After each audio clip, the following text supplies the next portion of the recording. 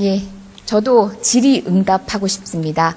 대정부 질의는 드러내는 것입니다. 저희는 지금 형사상 검사가 피고인에게 뭔가를 묻고 도망가고 하는 과정이 아니기 때문에 본인에게 서로 책임이 주어지고 형사상 처벌이 될 우려가 있다고 할지라도 답변을 하시는 게 온당하다는 생각입니다. 그런 자세로 임명해 주실 걸로 생각하겠습니다. 권한대행, 그 직무 범위 어떻게 생각하십니까? 현상 유지적이지요? 여러 번 말씀을 드렸는데 법학계에서는 여러 가지 의견이 있습니다.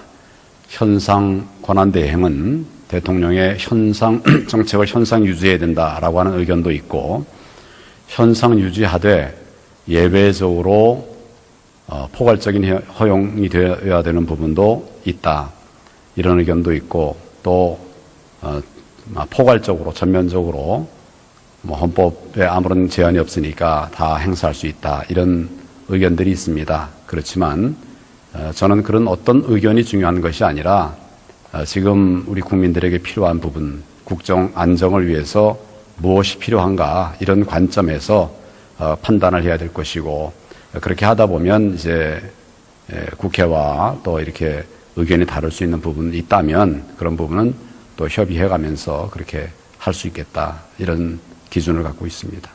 때에 따라 판단하시겠다라는 얘기로 들리는데 법학을 공부하신 분 아닙니까? 법조인이시고 저도 법조인이니까 어떻게 보면은 다소 국민들께는 어려운 말일지라도 얘기를 해보겠습니다. 현상 유지와 관련해서는 권리시와 사고시를 달리 봅니다. 우리가 법학 서적을 보다 보면요, 이견이 있다라고 해서 다 똑같이 보지 않지 않습니까? 다수설, 소수설, 유력설, 통설 이렇게 나누어 보지요. 그건 알고 계시지요? 네, 그렇습니다. 그 가운데서 거리와 관련해서는 60일이라는 기간 한정이 있다라는 걸 전제로 해서 다른 이견도 존재하기도 합니다. 그런데 다수설은 현상 유지해야 된다라는 견해입니다. 본건과 같은, 그러니까 박근혜 대통령이 탄핵 소추로 직무가 정지된 같은 경우는 사고라고 봅니다. 대통령이 형식상 존재하기 때문에 그 권한은 현상 유지일 수밖에 없다는 것이 대부분의 견해입니다. 심지어 다수설, 유력설도 아니고 대부분의 견해입니다. 이견이 없습니다. 사실상 유의미한 소수견해가 없다는 얘기입니다. 학자들의 연구의 결과는 존중하시지 않습니까? 그 권위를 달리 이해하고 계시진 않으시죠?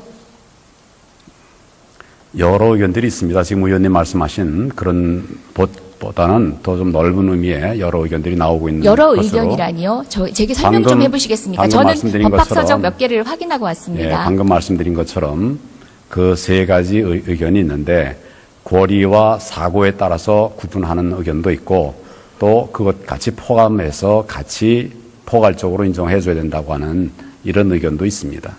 자, 기본적으로는 정당성이 없는 국무총리입니다. 그지요?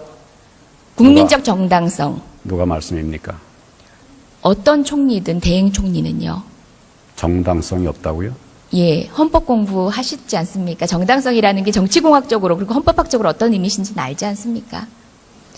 민주적 정당성, 국민적 정당성 이렇게 묻겠습니다.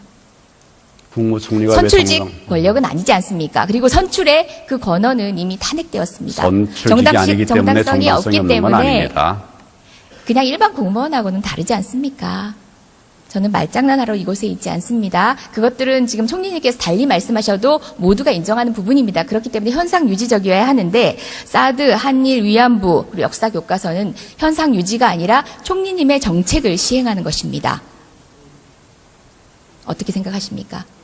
현상 유지적인 관점에서 보더라도 지금까지 진행해 오던 부분입니다. 진행해 오던 부분이 계속 진행되는 것은 그 범주 안에 있는 것입니다. 촛불 여론이 대통령 탄핵과 더불어서 사드, 한일 위안부 합의, 역사 교과서를 반대했습니다. 촛불 여론이 대통령 탄핵의 결과를 가져왔습니다. 그렇다면 이 부분에 대해서도 반대한 여론이 이 정도입니다. 그러면은 현상 유지라고 하면은 그냥 여기서 중단하라는 얘기입니다. 어떻습니까? 의원님 말씀 잘 알겠습니다. 중단하실 겁니까? 제가 아까 말씀드렸습니다. 그런 부분들은 국가 안보를 위한 것이거나 또는 그 올바른 교육을 위한 것이거나 많은 논의를 거쳐서 판단하지 마십시오. 잘 찬반 하실 필요 없습니다. 얘기를 하겠습니다. 가만히 찬반에 계시는 관한 것이 얘기를 현상 유지라는 말에 적합한 다 직무 감안해서 집행이십니다. 결정을 했던 정책이고 감안해서 판단할 만큼의 권능이 없으십니다. 총리님. 그 부분을 오늘 확약받고 싶습니다. 약속해 주십시오.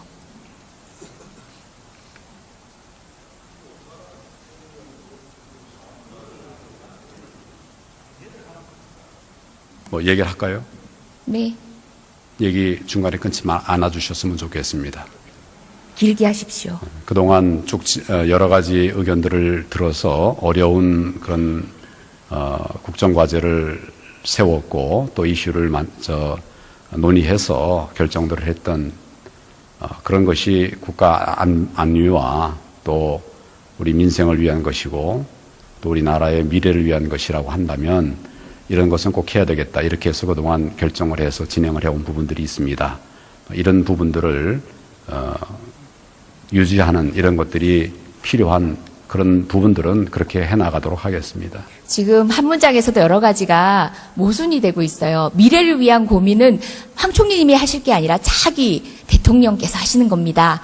현상 유지란 말과는 너무 상반된 얘기입니다. 현상 유지, 사전적 의미는 지금의 상태를 그대로 버티어 나가는 겁니다.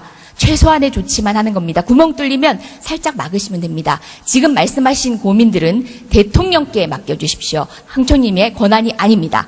자, 지난번 현안 질의에서 황 총리님이 최순실을 찌라시 보고 알았다고 답변했습니다. 저 놀랐습니다. 두 번 놀랐습니다. 먼저 일국의 총리가 비선 실세자 보안손님을 찌라시 보고 알았다는 거, 이건 정말 무능한 겁니다.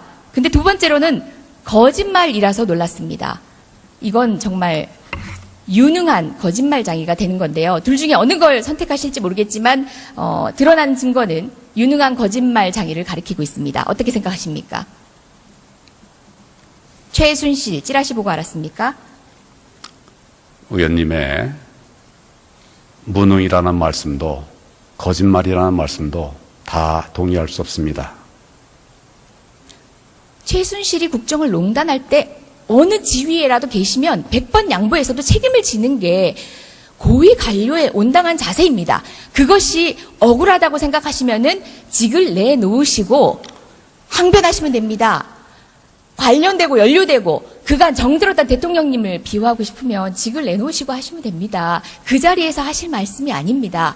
저는요, 국정농단 사태에 책임이 없는 야당 의원이지만 저는 국민께 너무 죄송합니다.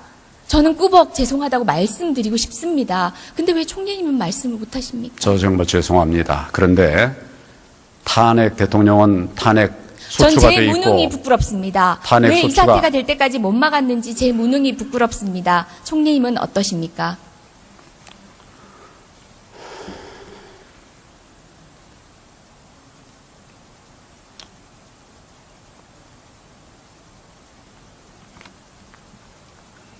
대통령은 탄핵 소추가 돼서 직무가 정지돼 있으면 헌법에 따라서 그 직무를 대행할 사람들이 있지 않습니까?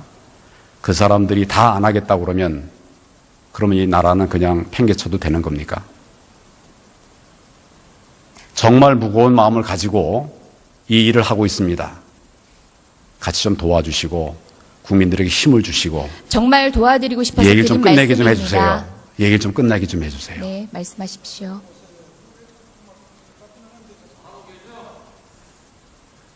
그렇게 좀 도와주셨으면 좋겠습니다. 탄핵 이후 2주가 지나도 60만 촛불이 거리에 나왔습니다. 당시 이번에 들고 나온 구호는 황교안 탄핵이었습니다. 그럼에도 불구하고 국회는 총리님을 유임하고 있습니다. 마지막 기회를 드리는 게 어떻게 보면 이 대정부 질문, 저와의 답변이실지도 모릅니다. 반성하셔야지요. 무거운 책임감을 느끼셔야지요. 국회가 명령을 하면 그대로 따르겠다라는 정도라도 약속은 주셨어야지요. 자, 최순실과 관련된 얘기 잠깐 보겠습니다. 황교안 총리의 블로그 글입니다. 2007년 당시에 경선 후보들 간의 검증 공방이 한창일 때 박근혜 대통령 편을 드셨더라고요. 독실한 크리스찬으로 알려져 있지만 경선 경쟁은 몹시 초한 모습을 보이고 있다. 당시 경선 경쟁에서 가장 논란이 됐던 부분은 최순실, 최태민 일가의 연관관계였습니다. 알고 계셨네요. 개인 블로그에 글까지 올리셨네요.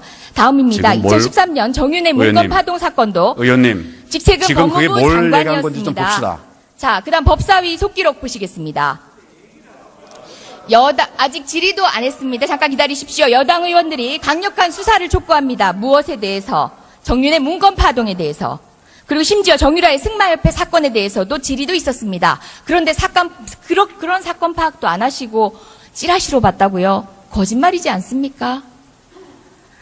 마지막 증거 보여드리겠습니다. 2014년 10월 8일 검찰의 공소장입니다. 상케이 신문기자 칼럼에 대한 명예훼손 건입니다. 관련해서도 정 씨를 언급하는 것들이 여러 번 나옵니다.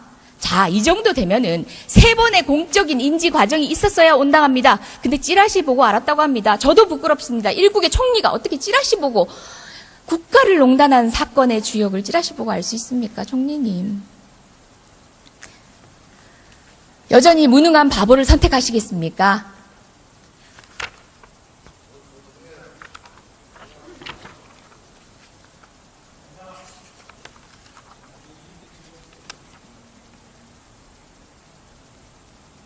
세 가지 증거에 대한 의견을 묻습니다. 다시 좀 보여주시죠. 제가 잘 못 봤습니다. 저하고 아무 관계가 없는 거를 보여주신 것 같습니다. 네, 다시 한번 보여주세요. 아니요, 잠시만요. 제가 언급하면 보여주시고요.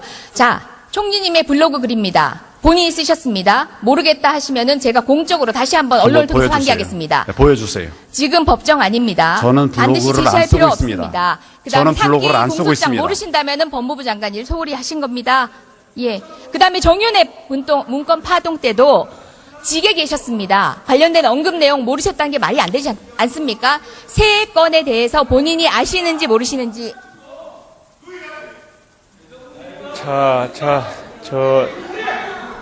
조용히 하시고요.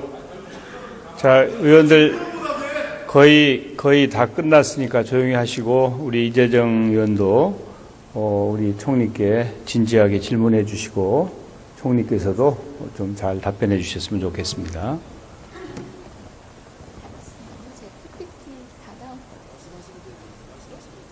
PPT를 제일 마지막 의전 장면으로 좀 바꿔주시겠어요? 의전 장면.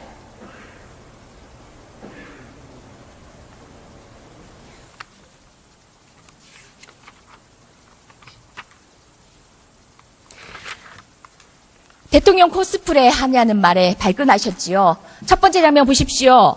KTX 플랫폼입니다. 자동차 들어갔습니다. 저기서 총리님 내리셔서 KTX 바로 타십니다.